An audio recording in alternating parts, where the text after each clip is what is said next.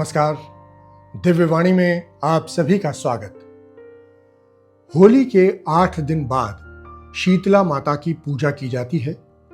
उन्हें बासी खाने का भोग लगाया जाता है और बासी खाने का भोग लगाने की वजह से इसे बसौड़ा भी कहते हैं।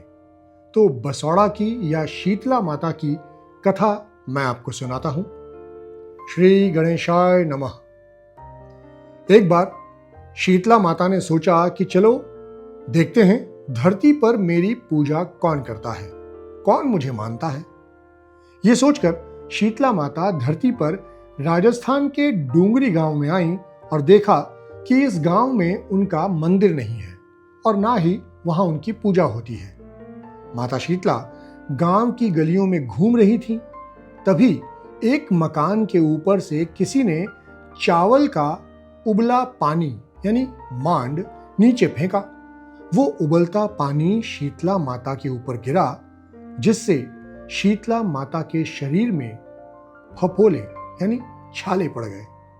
शीतला माता का पूरा शरीर जलने लगा। शीतला माता गांव में इधर उधर भाग भाग के चिल्लाने लगी कि अरे मैं जल गई, मेरा शरीर तप रहा है, जल रहा है, कोई मेरी सहायता करो।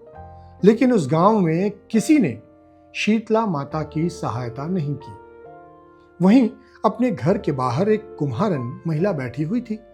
उस कुम्हारन ने देखा कि अरे ये बूढ़ी माई तो बहुत जल गई है, इसके पूरे शरीर में तपन है, फफोले पड़ गए हैं और ये तपन को सहन नहीं कर पा रही है।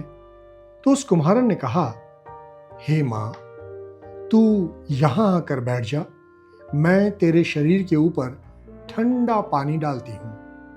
कुम्हारन ने उस बूढ़ी माई पर खूब ठंडा पानी डाला और बोली, हे मां, मेरे घर में रात की बनी हुई राबड़ी रखी है, थोड़ा दही भी है, तू दही राबड़ी खा ले। जब बूढ़ी माई ने ठंडी ज्वार के आटे की राबड़ी और दही खाया तो उनके शरीर को ठंडक मिली।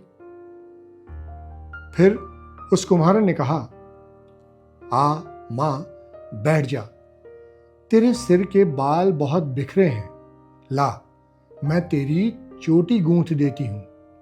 और कुम्हारन माई की चोटी गूंथते हुए कंघी बालों में करती रही। अचानक कुम्हारन की नजर उस बूढ़ी माई के सिर के पीछे पड़ी तो कुम्हारन ने देखा कि एक आंख बालों के अंदर छुपी हुई है।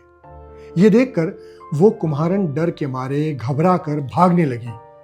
तभी उस बूढ़ी माई ने कहा, रुक जा बेटी, तू डर मत, मैं कोई भूत प्रेत नहीं हूं, मैं शीतला देवी हूं।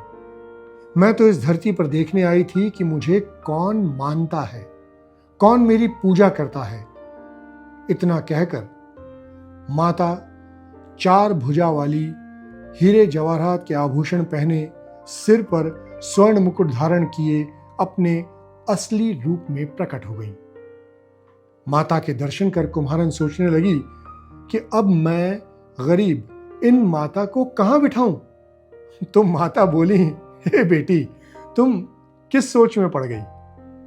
तब उस कुम्हारन ने हाथ जोड़कर आंखों में बहते आंसुओं के साथ कहा, हे मां, मेरे घर में तो चारों तरफ दरिद्रता बिखरी हुई है, मैं आपको कहां बिठाऊं। मेरे घर में ना तो चौकी है, ना बैठने का कोई आसन ही। तब शीतला माता ने प्रसन्न होकर उस कुम्हारन के घर पर खड़े हुए गधे पर बैठकर एक हाथ में झाड़ू, दूसरे हाथ में डलिया लेकर उस कुम्हारन के घर की दरिद्रता को झाड़कर डलिया में भरकर फेंक दिया और उस कुम्हारन से कहा, हे बेटी, मैं तेरी सच्ची भक्ति से प्रसन्न हूं, अब तुझे जो भी चाहिए मुझसे वरदान मांग ले। तब कुम्हारन ने हाथ जोड़कर कहा, हे माता, मेरी इच्छा है कि अब आप इस डूंगरी गांव में स्थापित होकर यहीं निवास करें और जिस प्रकार आपने मेरे घर की दरिद्रता को अपनी झाड़ू से साफ कर दिया, ऐसे ही आपको जो भी भक्त होली के बाद की सप्तमी को भक्ति भाव से पूजकर अष्टमी के दिन आपको ठंडा जल, दही व बासी ठंडा भोजन चढ़ाए उसके घर की दरिद्रता को दूर करना और आपकी पूजा करने वाली महिला का सुहाग अखंड रखना, उसकी गोद हमेशा भरी रखना। साथ ही जो पुरुष शीतला अष्टमी को नाई के यहाँ बाल न कटवाए, धोबी को कपड़े धुलने न दें और पुरुष भी आप पर ठंडा जल चढ़ाकर, नारियल फूल चढ़ाकर परिवार सहित ठंडा बासी भोजन करें, उनके काम धंधे व्यापार में कभी दरिद्रता न आए, उनका व्यापार फले फूले। तो माता बोली, तथास्तु। हे बेटी, जो जो वरदान तूने मांगे हैं मैं तुझे सब देती हूं। हे बेटी, तुझे आशीर्वाद देती हूं कि मेरी पूजा का मुख्य अधिकार इस धरती पर सिर्फ कुम्हार जाति का होगा।